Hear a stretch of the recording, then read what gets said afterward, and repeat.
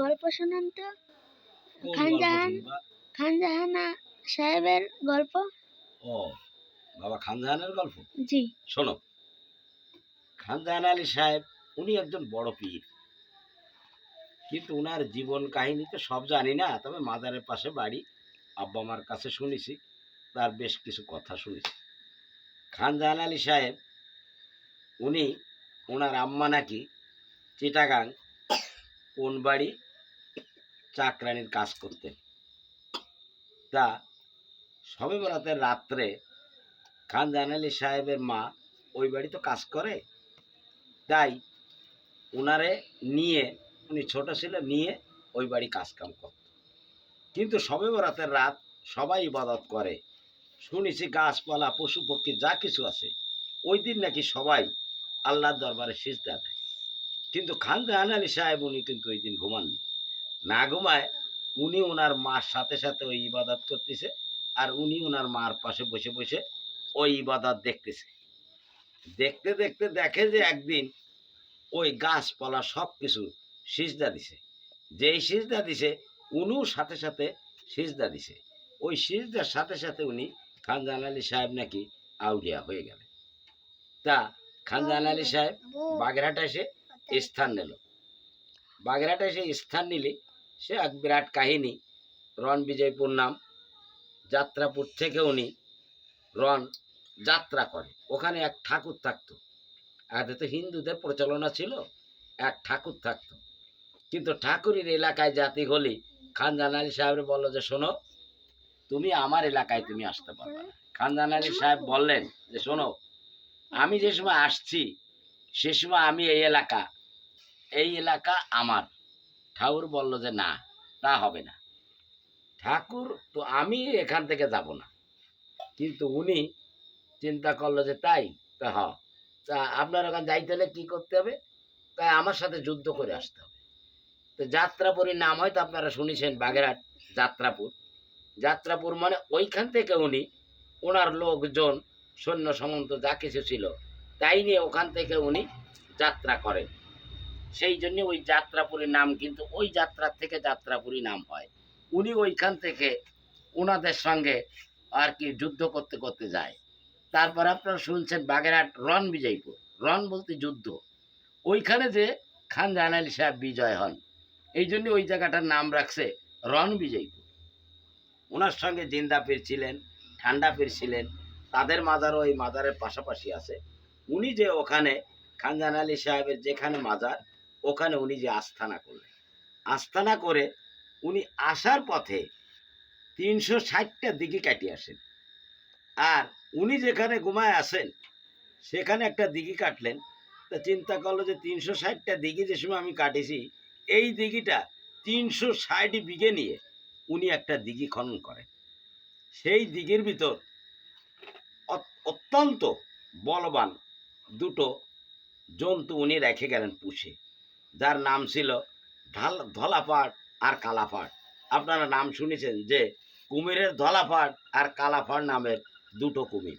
ওই দুটো কুমির উনি ওই দিঘিতে ছেড়ে দিলেন।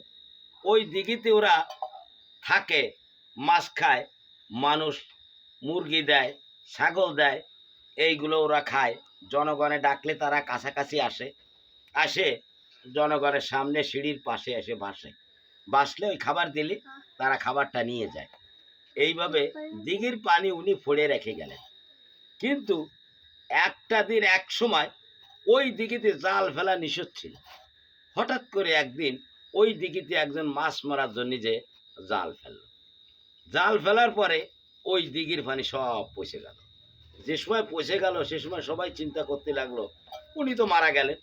মারা যাওয়ার পরে ওই দিঘি তো আছে, সবাই ওই দিঘিতে যে গোসল করে, পানি খেলে অনেকের রোগ সারে।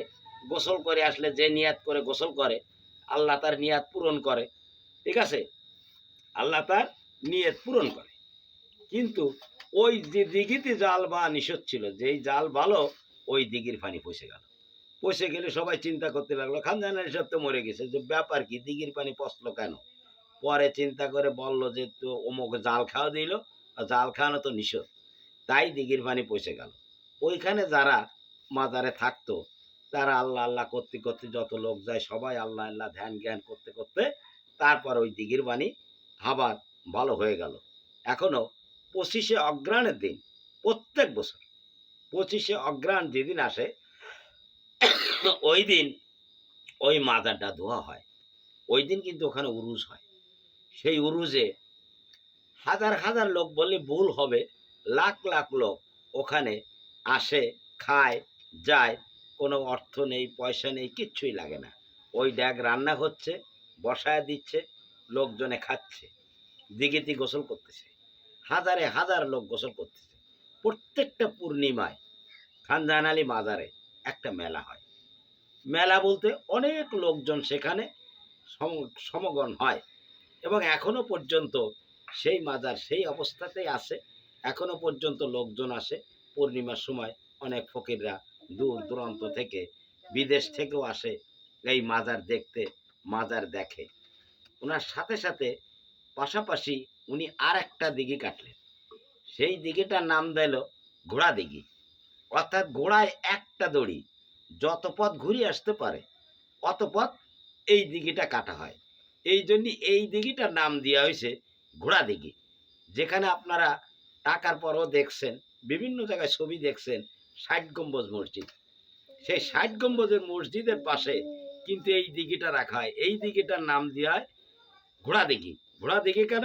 ঘোড়ায় এক দড়ি যত দূর আসতে পারিছে, একটা দড়ি ঘুরে যতটুক নিয়ে ঘুরে আইছে অতটুক ধরে উনি একটা দিঘি কাটে। এই জন্যই ওই দিঘিটার নাম দেওয়া হয় ঘোড়া দিঘি। আর ওই দিঘিটা কাটার সময় পাশাপাশি ছোট্ট আর একটা দিঘি কাটে, সেইটার নাম দেওয়া হয় উদাল ধোয়া দিঘি। উদাল ধোয়া দিঘি মানে ওরা ওইখানে মাটি কাটে, ওনার যে লোকজন সৈন্য শপথ ছিল ওই লোকজন মাটি কাটে ওইখানে কোদাল ধত, হাত পাও ধত। এই জন্যই ওইটার নাম দেওয়া হয়েছে উদাল ধোয়া দিঘি। আর উনার যে দিঘি, বড় দিঘি যেটা, উনি যেখানে ঘুমায় আছেন এখনো, এই দিঘির নাম দেওয়া হয়েছে কি নামে নাম দিয়েছে? ঠাউর দিঘি। ঠাউর দিঘি বলতে ওই ঠাকুর ওই জায়গায় বসে তপ করত। কত যেন মাটির নিচে এটা আমার স্মরণ নেই, তবে খুব সম্ভব 130 ফুট নিচে ওই ঠাকুর ছিল। সেই ঠাকুর রে খানজাহান আলী সাহেব ওই 130 ফুট খুঁজে তারপর ওই ঠাকুর রে উঠে ওখান থেকে তাকে অনেক দূরত্বে জঙ্গলে ফেলে দেয়। ওই সেই দিন থেকে খানজাহান আলী সাহেব এই জায়গা জয় করে, উনি ওখানে মাজার করে। আমাদের অঞ্চলটা আগে হিন্দুদের পরিচালনা ছিল, তো উনি এই জায়গাটাকে জয় করে সমস্ত লোকজনকে মুসলমান করার চেষ্টা করে বা অনেকে মুসলমান হয়। ওনার সঙ্গে ওনার ভাগ্নি আসে, যার নাম ছিল জিন্দাপীর বলা হয়। জিন্দাপীরের মাজার উনি জিন্দা মাটিতে কবর নিলেন। ওই মামা ভাগ্নির সবসময় একটা আড়ি থাকে, তা চিন্তা করলো যে মামা যেন মরে মাটি নিছে, সে সময় আমি জিন্দা মাটি নেব, এই হলো মামার সাথে আড়ি। তাই উনি জিন্দা কবরে গেলেন।